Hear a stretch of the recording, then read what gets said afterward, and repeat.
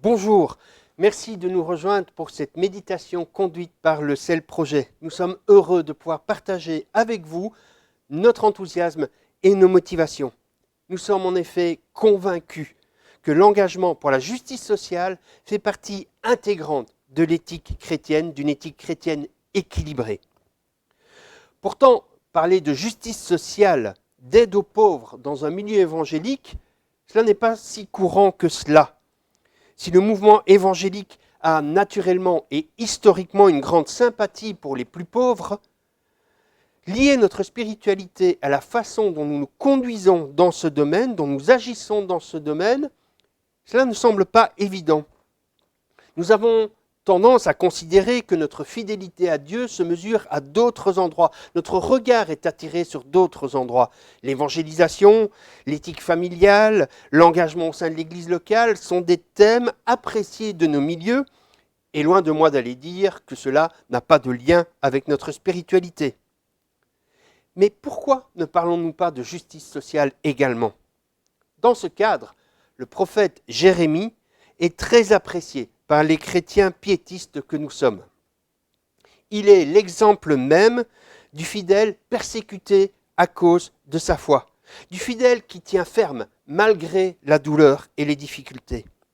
Il prêche la conversion et dénonce les illusions et l'idolâtrie du salut venant de la richesse ou de la puissance. Il appelle à la conversion et au retour à Dieu.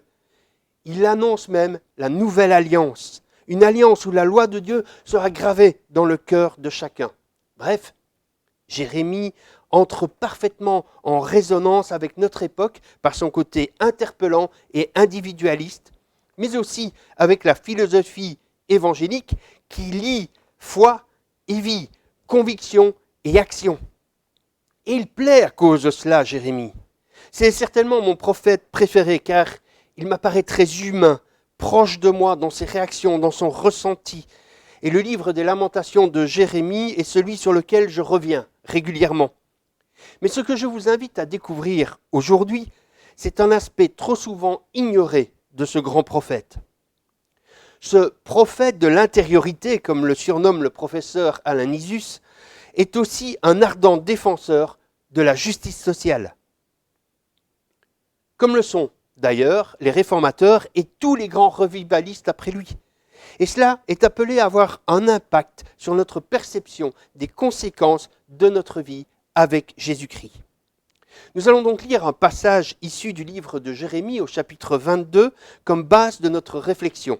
Jérémie 22, les versets 13 à 19 que je lis dans la version de la Nouvelle Bible Second. Quel malheur pour celui qui bâtit sa maison aux dépens de la justice et ses chambres à l'étage aux dépens de l'équité, qui fait travailler son prochain pour rien, sans lui donner sa paye, qui dit « Je bâtirai pour moi une maison de vaste dimension avec des chambres spacieuses à l'étage » et qui fait percer des fenêtres, la lambrise de cèdre et l'enduit de couleur rouge. Es-tu roi parce que tu as la passion du cèdre ? Ton père ne mangeait-il pas ? Ne buvait-il pas ? Mais il agissait selon l'équité et la justice.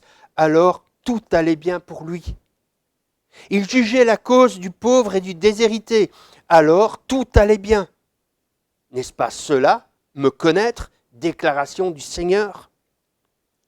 Mais tu n'as des yeux et un cœur que pour ton intérêt, pour répandre le sang de l'innocent, pour exercer oppression et brutalité. À cause de cela, voici ce que dit le Seigneur contre Joachim, fils de Josias, roi de Juda. On ne fera pas pour lui la lamentation « Quel malheur, mon frère! Quel malheur, ma sœur !» On ne fera pas pour lui la lamentation « Quel malheur, Seigneur! Quel malheur, Majesté !» Il aura la sépulture d'un âne, il sera traîné et jeté hors des portes de Jérusalem. Les versets 13 et 14 de notre texte nous apprennent qu'un personnage, dont on saura au verset 18 de manière évidente qu'il est le roi, ce personnage se fait bâtir une belle maison, un palais. Rien de répréhensible a priori, Jamais la Bible ne va reprocher à quelqu'un d'être riche et de faire usage de cette richesse.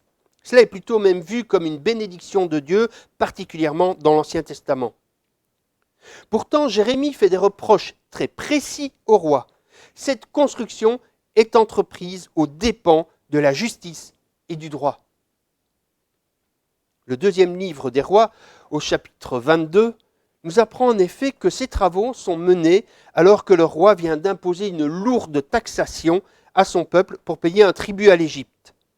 En effet, Israël est coincé en deux grands empires, les deux grands empires de l'époque, et pour se protéger d'une éventuelle invasion, le roi pense qu'une alliance avec un de ces deux grands empires est la meilleure solution. Il est donc allé trouver le pharaon en Égypte pour lui demander sa protection.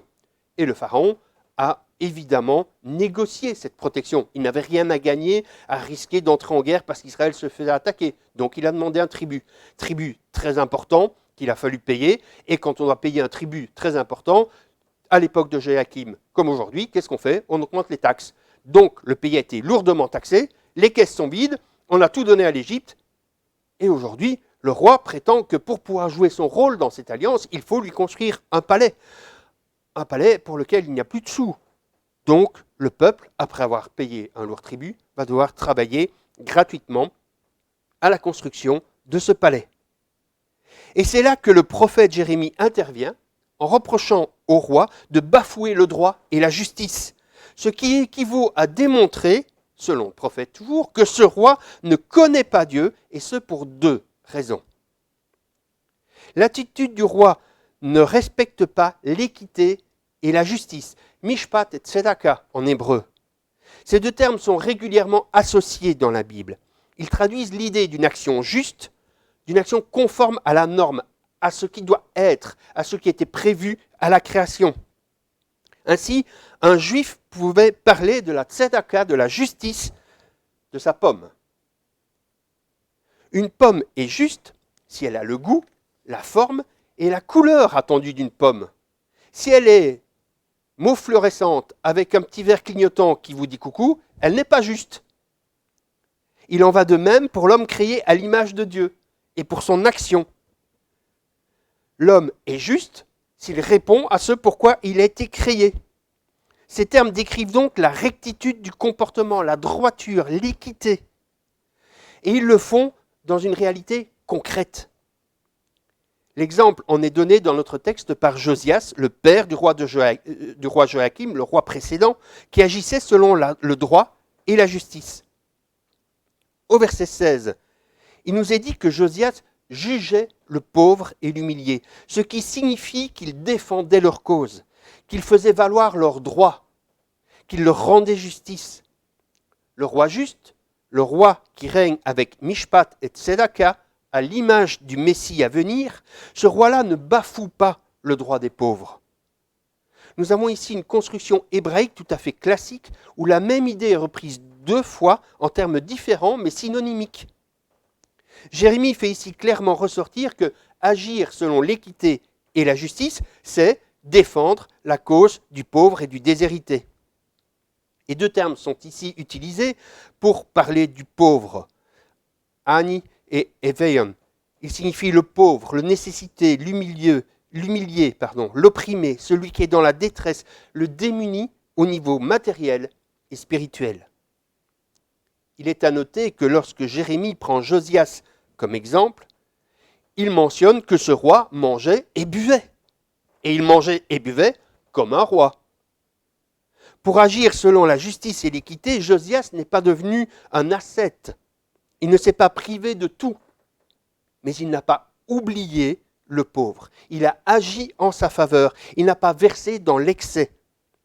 La richesse n'est jamais considérée comme un mal, mais l'usage que nous en faisons, lui, exprime que nous agissons ou non à l'image de Dieu, donc que nous sommes ou non justes, que nous connaissons Dieu ou non.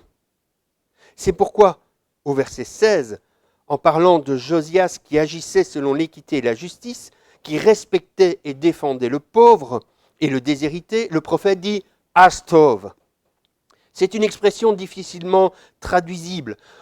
Tous ceux qui parlent deux langues savent très bien que dans une langue, on a parfois un seul mot qui, pour être vraiment bien traduit, demanderait un paragraphe dans l'autre langue parce qu'il n'y a pas de correspondance parfaite. On est face à ce genre d'expression ici. Astov, d'où toutes les versions différentes que nous pouvons trouver dans nos Bibles en français. Alors c'était bien, alors tout allait bien dans la NBS. Ou alors c'était le bonheur même dans la top. Alors tout était à sa place, tout était juste, tout était comme cela devait être. Face à l'égoïsme dont fait preuve Joachim, égoïsme qui se masque sous une nécessité d'asseoir son règne face aux autres rois, Jérémie affirme que le bonheur ne consiste pas en la recherche du bien-être personnel, du prestige, de la gloire, au détriment du bien du prochain, en oubliant la pratique et l'équité et la justice. Le bonheur, c'est la bénédiction que Dieu donne à celui qui obéit à ses exigences, en particulier en matière d'éthique sociale. Et toujours selon ce verset 16, c'est cela, connaître Dieu. Connaître Dieu, c'est rendre justice aux pauvres. Et je me demande qui aurait donné cette réponse si nous avions commencé notre méditation en posant cette question, qu'est-ce que c'est connaître Dieu ? Nous avons plusieurs réponses valables que nous pouvons sortir, mais qui aurait dit connaître Dieu, c'est juger la cause du pauvre et du déshérité ? Ne l'oublions pas. Cette affirmation permet de bien situer l'enjeu théologique de l'intervention de Jérémie dans les affaires politiques, économiques et sociales. La recherche du bien et de l'équité, le respect des droits des pauvres, des faibles, des démunis, des exclus, ne sont pas seulement des préoccupations humanistes, mais elles sont pour le chrétien théologiquement motivées.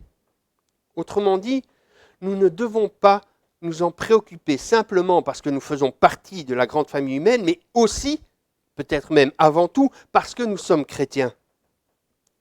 Cette action sociale découle de notre conversion, de notre justification et de notre sanctification. Se soucier du pauvre est une priorité fondamentale du christianisme et l'histoire, malgré ses errements et ses soubresauts, le démontre. L'aide sociale est la plus développée dans les pays qui ont un arrière-plan chrétien. Le souci du pauvre est constitutif de la connaissance du Seigneur. On ne peut pas prétendre connaître Dieu et ne pas se soucier de justice sociale. Selon Jérémie, connaître Dieu se traduit concrètement par le fait de vivre des relations sociales justes. Mais Jérémie ne sépare jamais cet aspect de la connaissance de Dieu, des exigences de fidélité cultuelle, ni d'une relation filiale avec Dieu. Connaître Dieu a donc une dimension spirituelle, cognitive, relationnelle, pour déboucher sur une pratique. Connaître Dieu a une dimension spirituelle. Ça nous paraît évident. Connaître Dieu, c'est être fidèle au Dieu de l'Alliance, d'où la dénonciation par Jérémie de toutes les pratiques idolâtres, y compris l'idolâtrie de la richesse et du pouvoir. Connaître Dieu a une dimension cognitive, intellectuelle pourrait-on dire, discernement intellectuel, réflexion théologique, être informé de l'œuvre historique accomplie par Dieu et des exigences de son alliance, car il ne suffit pas de dire « je crois en Dieu », mais il faut savoir en quel Dieu nous croyons, qui est ce Dieu en qui nous plaçons notre confiance. Il faut donc apprendre à le connaître, il y a un vrai travail de réflexion à mener. Connaître Dieu a une dimension relationnelle, connaître Dieu comme Père, car Jérémie aime appeler Dieu Père, ce qui, à son époque, n'est absolument pas courant. À son époque, Dieu, c'est l'Éternel des armées, c'est le Tout-Puissant. Mais Jérémie dit oui, mais c'est aussi et avant tout mon Père, celui qui a une relation avec moi, une relation d'amour. Un Père à qui je peux parler par la prière et qui me répond par la méditation de sa parole. Enfin, connaître Dieu a une dimension pratique. Obéir aux exigences de l'alliance de Dieu envers la communauté, d'où l'importance accordée aux prescriptions éthiques concernant la vie quotidienne et sociale, l'intervention en faveur des plus démunis. Connaître Dieu, c'est donc reconnaître ses revendications sur l'ensemble des domaines de notre vie, sur l'ensemble de sa création. C'est reconnaître sa seigneurie universelle. Il n'y a donc pas de séparation chez le chrétien entre la piété et l'éthique, entre la pratique de la justice sociale et la pratique du culte, entre l'orthodoxie, la manière juste de penser et de croire, et l'orthopraxie, la manière juste de se conduire, d'agir. La piété authentique passe aussi par la justice sociale. Il n'y a pas de disjonction chez le chrétien entre un domaine profane et un domaine religieux. Il n'y a pas ces temps où nous serions chrétiens, où Dieu aurait son mot à dire, et puis ces temps où il n'aurait rien à dire. Il n'y a pas ces lieux, ces endroits, ces pratiques où Dieu aurait son mot à dire, et ces lieux, ces endroits, ces pratiques où Dieu n'aurait pas son mot à dire. S'il est Dieu, il a son mot à dire sur tout, tout le temps, toujours. Et cela a aussi été un des apports fondamentaux de la Réforme. Pour les réformateurs, la manière d'agir et de se comporter est un témoignage de ce qui est cru, est une démonstration de ce qui est cru. L'apôtre Jacques le disait déjà, « Montre-moi ta foi sans tes œuvres, et moi je te montrerai ma foi par mes œuvres. » Calvin définira le péché de la sorte. Péché, c'est croire que je sais mieux que Dieu ce qui est bon pour moi. Avoir la foi, c'est suivre les prescriptions de Dieu, même lorsque, à vues humaines, j'ai tout à y perdre. Le péché, c'est lorsque nous disons « Ouais, là, je vois très bien ce que Dieu attend de moi, mais ça va être dur.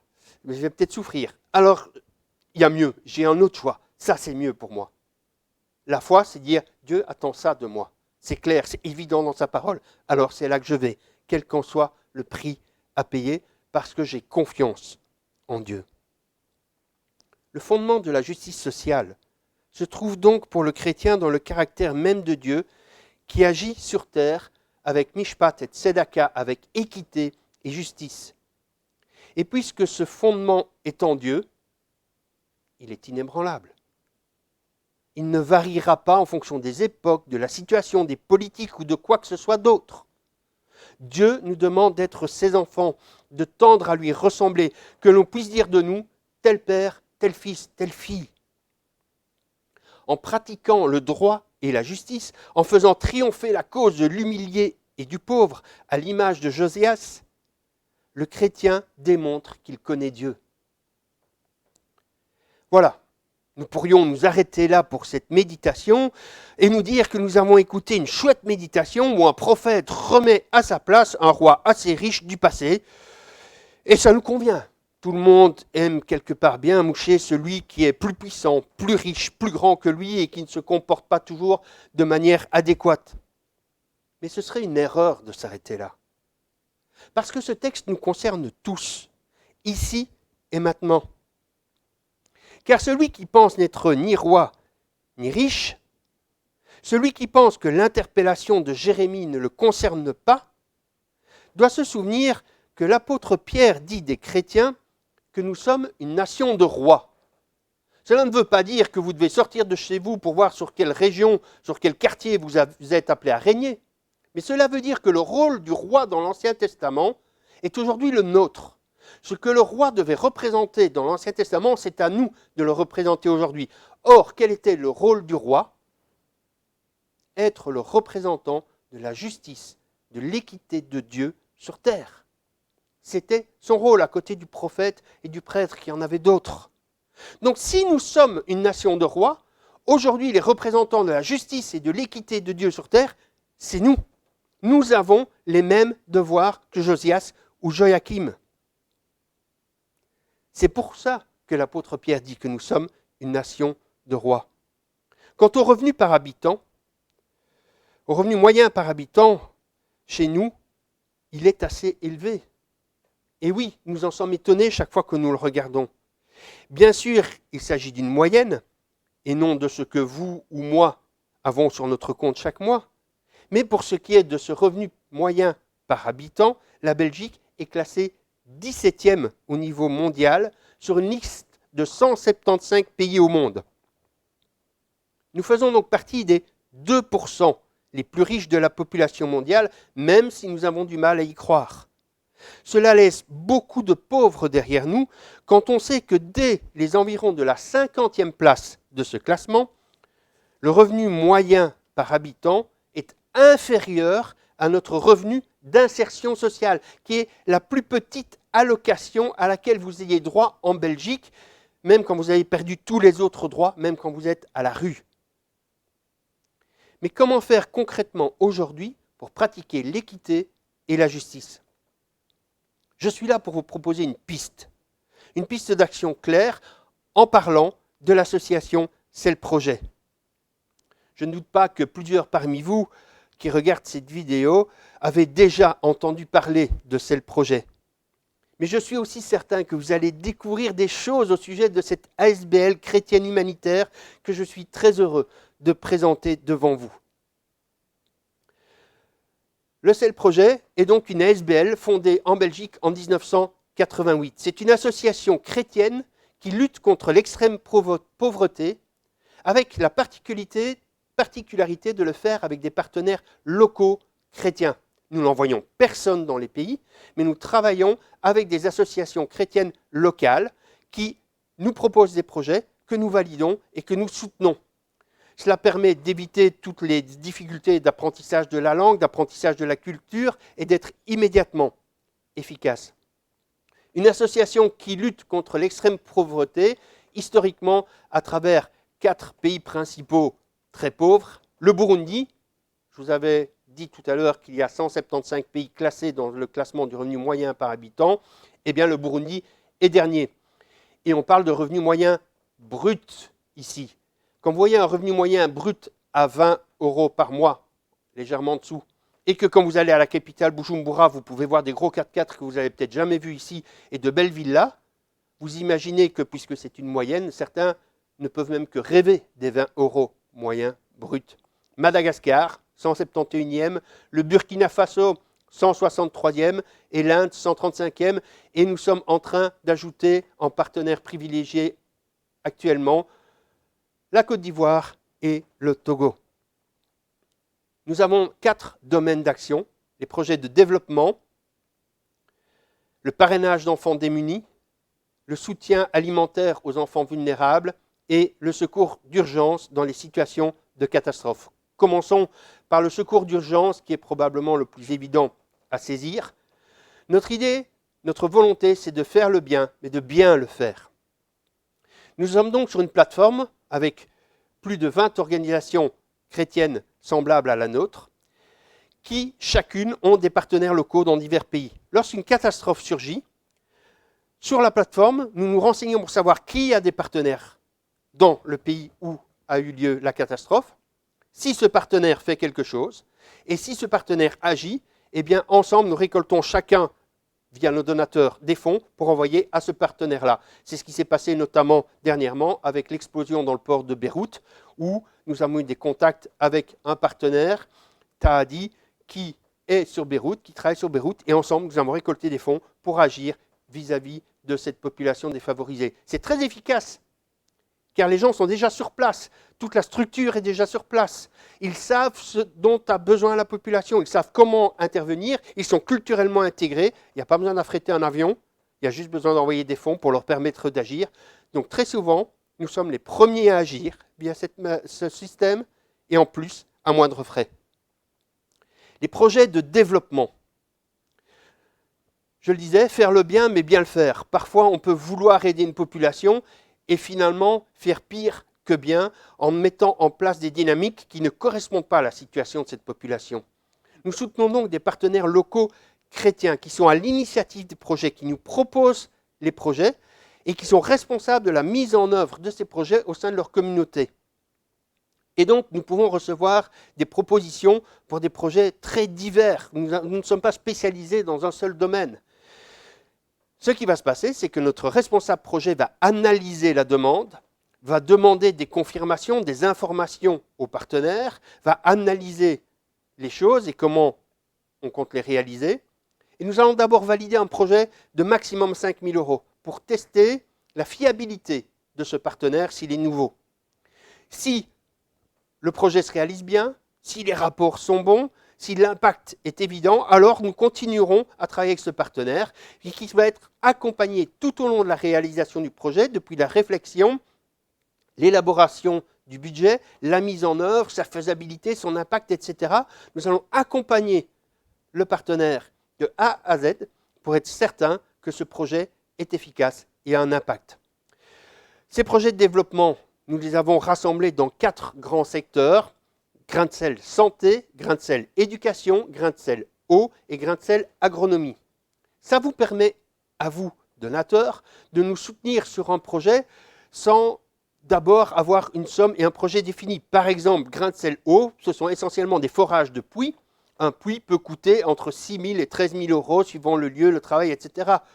Mais si nous attendons d'avoir les 6 à 13 000 euros lorsque nos partenaires nous disent voilà, on a un puits, on voudrait le forer, on va décaler la demande de 6 mois à parfois plus. Par contre, si tous les mois, nous avons des gens qui nous versent 5, 10, 20, 30, 50, peu importe la somme, euros sur notre compte du sel projet avec la communication grain de sel eau, il se peut que lorsqu'on nous demande de financer un puits, la somme soit déjà là. Il en va de même pour les projets de santé, les projets d'éducation et les projets agronomiques. Voici quelques exemples. Grain de sel santé. La dame que vous voyez sur la photo ici, entourée, a été mariée à 17 ans, comme la plupart des jeunes gens dans son pays. Son mari avait le même âge, mais il n'arrivait pas à avoir d'enfants. Ce qui, pour le mari, est une grande source de honte, pour la femme est un grand danger, car ça pourrait être une cause de répudiation, de divorce, et elle serait vue comme étant maudite. Mais son mari l'aimait. Il a donc décidé de rester avec sa femme et de tout faire pour avoir des enfants. Ils sont donc allés chez le féticheur et ont dépensé tout ce qu'ils avaient en poules, en cochons, en chèvres, pour des pratiques de féticheurs, afin de pouvoir avoir des enfants. Et cela n'a pas marché. Une amie de cette dame l'invite pour le culte de Noël dans son église, dans le village voisin. Le couple s'y rend, est touché par ce qu'ils entendent de la part du pasteur, il va continuer à venir à l'église. Un an après, le mari se décide et vient trouver le pasteur en lui disant quel est leur problème et en demandant s'il peut faire quelque chose. Et sa réponse était « Oui, je peux prier pour vous, mais je peux aussi vous envoyer au centre de santé, qui est ici plus loin, qui a été construit en partie avec un financement du sel, et voir ce qu'ils peuvent faire. » Le couple s'y est rendu, a reçu un traitement contre l'infertilité. Ils ont maintenant 2 enfants. Ils sont très heureux de cela. La dame en a témoigné à une autre dame de son village qui avait le même problème, qui est aussi allée au centre de santé. Ça change les vies.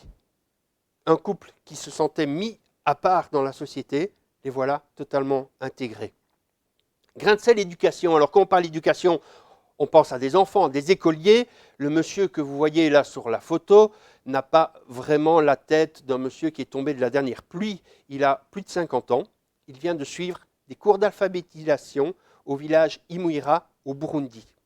Il est agriculteur-éleveur depuis qu'il est tout petit. Depuis qu'il a 7 ans, il travaille là-dedans.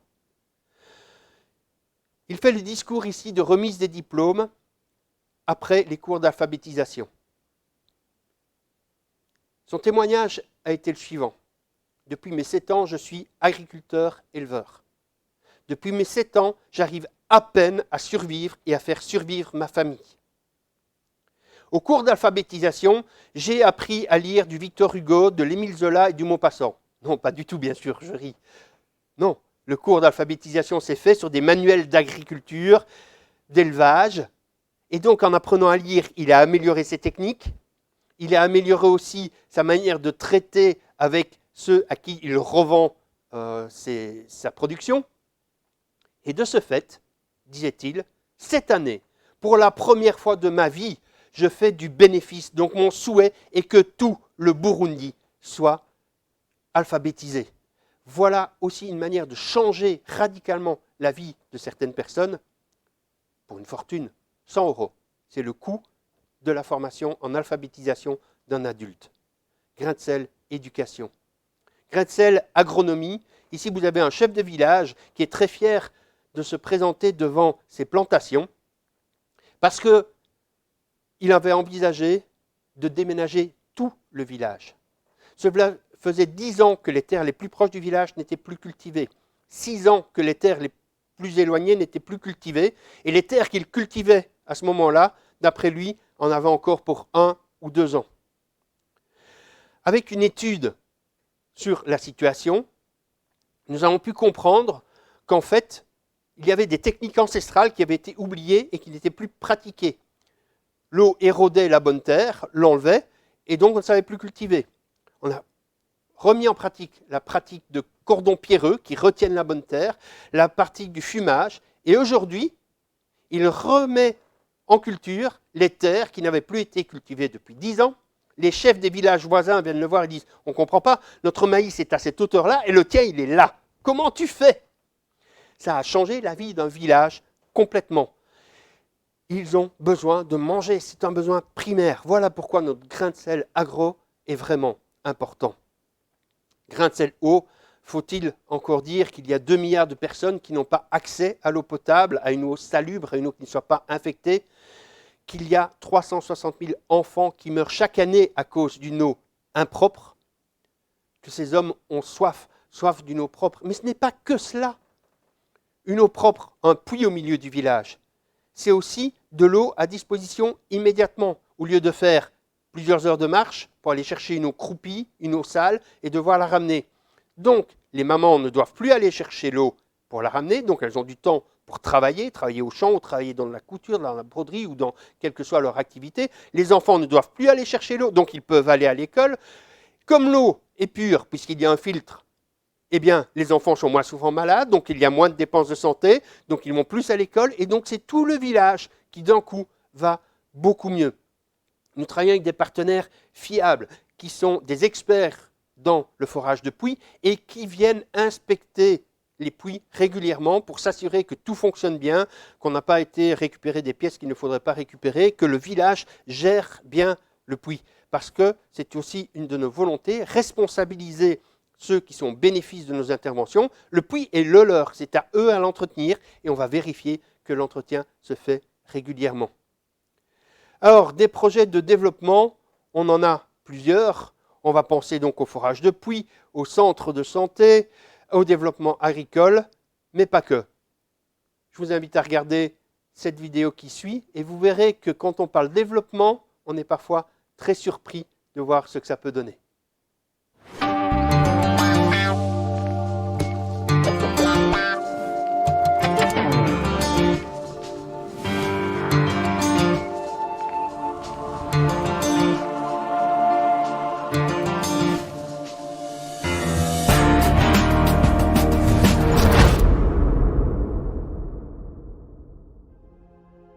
Dans un village sans latrine, les gens défèquent dans des champs.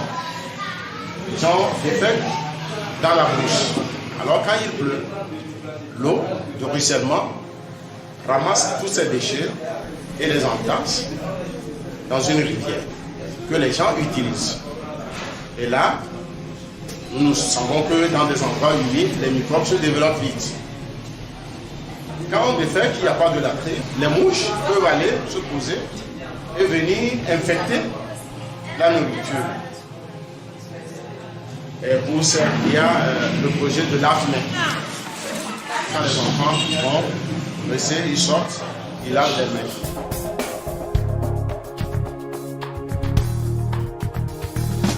Dans un village, dans le Moyen-Mono, on était allé, il y avait la villageuse. C'est une maladie qui se contacte par contact de l'eau. On est allé voir le ministère de la Santé qui a accepté de nous envoyer quelques médecins avec des microscopes qu'on a amenés au village. Et les villageois à la queue levée passaient pour voir. Et c'est quand ils voyaient des vers que certains se sont dit « Ah, c'est vrai ce que les gens d'association viennent nous dire. » Et petit à petit, les gens ont commencé à prendre conscience.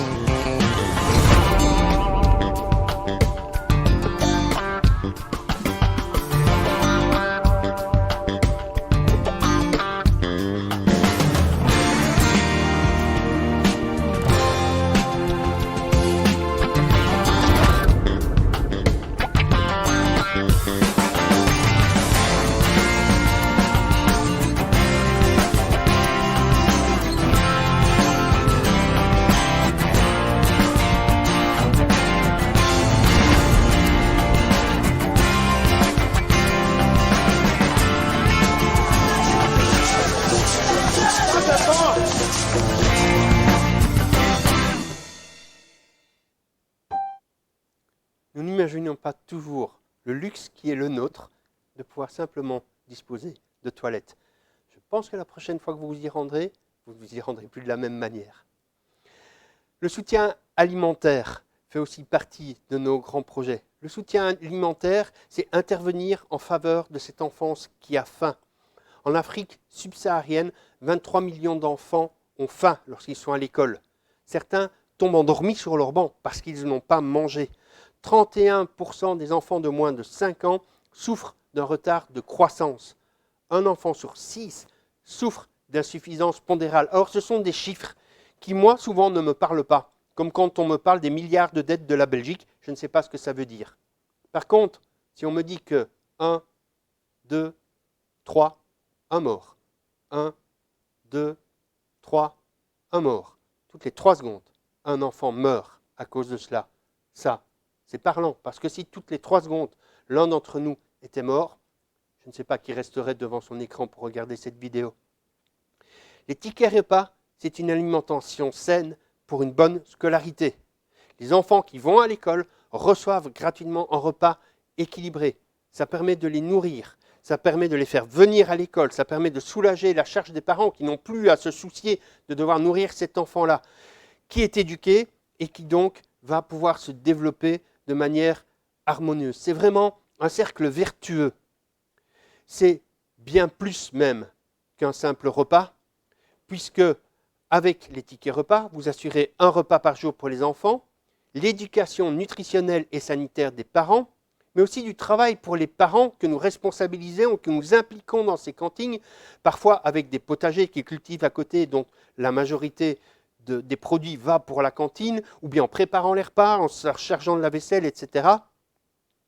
Tout cela pour 18 € par mois, en sachant que tous les dons que vous faites au CEL Projet sont déductibles fiscalement. Donc, en temps normal, nous sommes à 9,90 € par mois avec la déductibilité classique. En 2020, la déductibilité est un peu plus grande, donc c'est encore plus de bénéfices.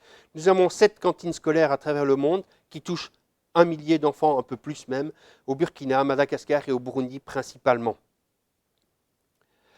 Enfin, nous sommes essentiellement et peut-être particulièrement connus pour notre système de parrainage d'enfants.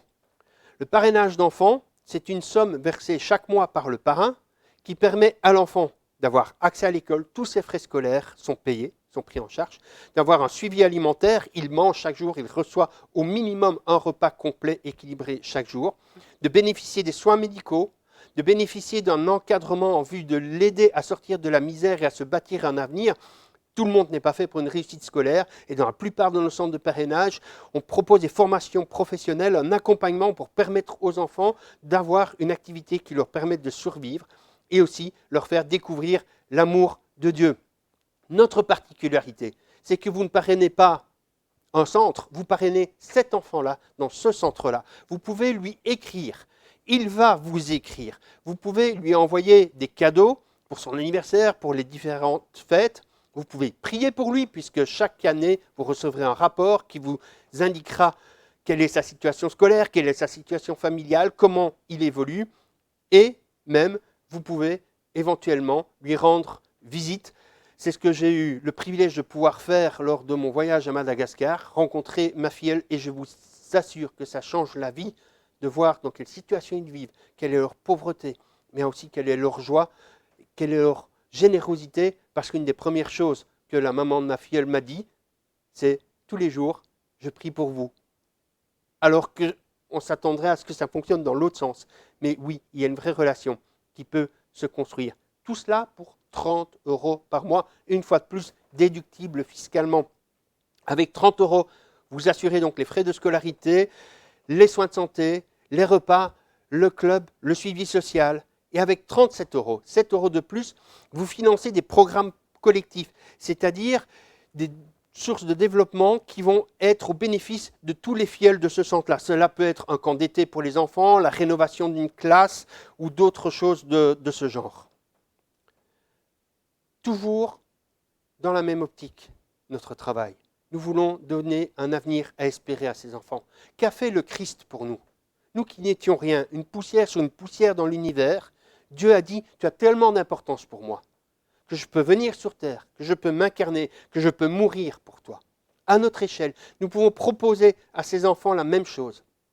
Ils sont convaincus de ne rien valoir, parce qu'ils sont pauvres, parce qu'ils sont petits, de ne pas avoir d'avenir. Et puis tout d'un coup, il y a un occidental qui est prêt à donner de l'argent, à investir en eux, à développer leur vie. Et c'est leur premier retour.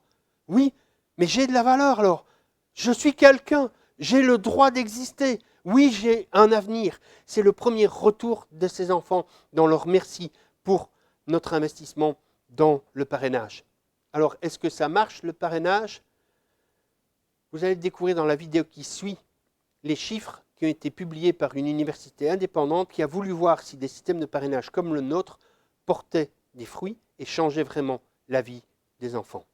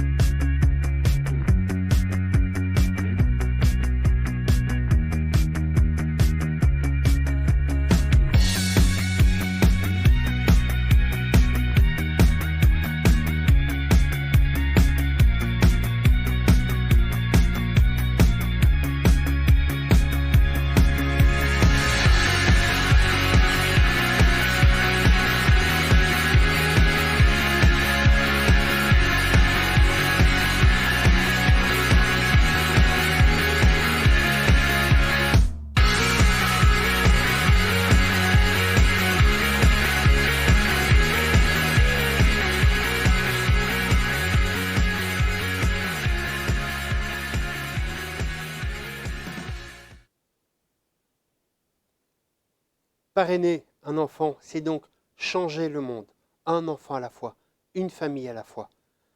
30 € ou 37 € par mois, déductible fiscalement. Tout don supérieur à 40 € sur l'année pour le seul projet est déductible. Vous voyez ici 45% en temps normal, 60% en 2020. En pratique, cela donne quoi? Comment soutenir les actions du seul projet? Vous pouvez faire un don ponctuel ou un don régulier. Je vous ai parlé des grains de sel, chaque mois versé pour nos projets de développement, ou un don ponctuel pour un de ces grains de sel.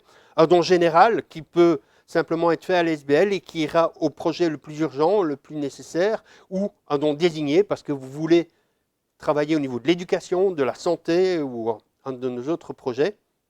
Vous pouvez organiser des récoltes de fonds. Je suis sidéré, étonné positivement par la créativité de nos églises, de nos groupes de soutien pour pouvoir récolter des fonds en notre faveur. Certains, pour leur anniversaire, demandent un cadeau particulier. Un de mes amis a demandé à ce qu'on lui construise une maison au Togo, tout simplement parce qu'il y a eu de fortes pluies, les cases en terre avaient été détruites, et donc le CEL finançait la reconstruction de ces cases, et donc une case a été construite simplement avec l'argent qu'il avait récolté pour son anniversaire. Des repas, des concerts ont été organisés, chaque fois au bénéfice du CEL projet, et cela va directement à l'aide à nos partenaires. Vous pouvez aussi nous faire rencontrer des financiers, des mécènes. Il paraît que plus d'1% de la population belge est millionnaire. Je n'ai jamais croisé un de ces millionnaires, mais si vous en connaissez un, n'hésitez pas, je suis prêt à le rencontrer pour le décider à nous soutenir. Ou bien alors simplement nous parrainer, devenir parrain d'un des enfants du CEL projet. Pour ceux qui n'ont pas d'héritier en direct, le legs en duo est une très bonne solution qui permet à votre héritier de recevoir plus que ce qu'il aurait reçu s'il avait hérité tout seul, et à la SBL de recevoir elle aussi une partie de vos biens. Et donc, n'hésitez pas à nous contacter si cela vous concerne. Vous pouvez aussi devenir délégué du CEL projet au sein de votre communauté. Si les responsables de la communauté sont d'accord que vous soyez délégué, si vous disposez d'une adresse mail, si vous êtes prêt à parler pour le CEL projet, alors n'hésitez pas, devenez délégué. Vous recevrez régulièrement, toutes les 8 semaines environ, 6 à 8 semaines, un mail avec une petite annonce, une affiche éventuelle, un petit PowerPoint pour présenter une annonce lors du culte, lors du rassemblement, lors de la vidéo de votre communauté. Et vous serez la personne de référence à qui les membres de la communauté peuvent s'adresser s'ils ont des questions sur le CEL projet. Et si vous ne savez pas y répondre, pas de problème, vous nous contactez et nous vous donnons l'information. Ce sont nos relais au sein des communautés, relais vraiment capitaux pour pouvoir continuer notre travail. Ce sont aussi eux qui se chargent souvent de la distribution de notre journal que vous recevez 4 fois par an et qui vous fait part de notre travail, qui témoigne de notre impact. Et puis en début d'année, c'est aussi eux qui peuvent vous distribuer le calendrier du CEL projet que nous sortons chaque année, qui vous propose des photos de nos divers projets et vous permet de penser à nous, à nos partenaires, à ce que nous réalisons tout au long de l'année. Si vous désirez recevoir ce magazine ou recevoir ce calendrier, n'hésitez pas non plus à nous contacter directement après cette vidéo. Tout ce travail est bien évidemment un témoignage puissant de l'amour de Dieu là-bas, mais aussi ici. Parce que ne nous y trompons pas, nous sommes observés. Notre entourage nous regarde, veut voir comment nous vivons et nous demande d'être témoins de notre foi à travers nos actes. Et ils ont raison. À quoi servirait la foi s'il ne changeait pas notre vie? Oui, c'est aussi un témoignage de ce que Dieu fait dans notre vie, de ce qu'il nous a transformés. C'est aussi l'image de ce que Dieu a fait pour nous. Nous le faisons à notre niveau pour d'autres. Nous leur permettons de vivre, d'avoir une vie qui vale la peine d'être vécue. Donc ici aussi, soutenir le CEL projet, c'est apporter un témoignage puissant dans notre existence, dans notre entourage.